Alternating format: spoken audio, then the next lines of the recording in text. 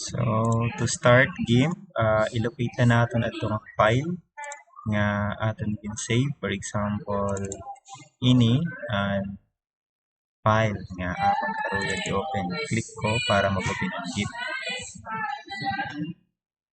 So, adi na, nag-open. So, ini nga A, ang text ini. So, pag in-click mo layer, click mo an A liwat di data. Tapos, that's the type nga ma-edit mo na siya. So, pwede na mo i-edit. Okay, pwede matanggalon. Okay. So, ang picture naman is this one. I-click ko lang nga mata para maging invisible siya.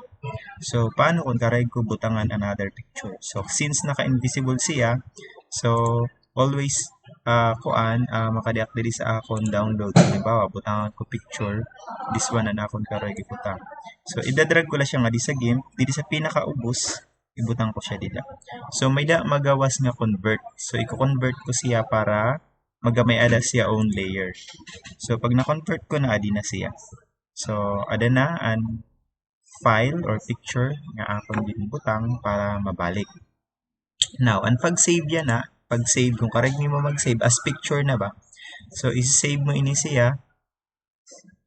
Tapos, instead na XCF, balyuan mo siya. So, another picture, halimbawa akong file name, another. Tapos, .png.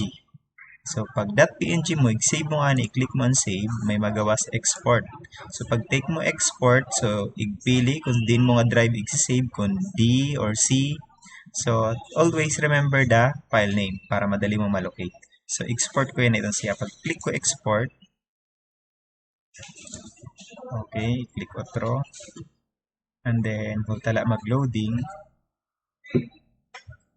then after mag-loading, adi na ito niya na didisiya sa akong file name nga export. Adto sa drive D, tapos sa personal files ko, adi na add to nga another.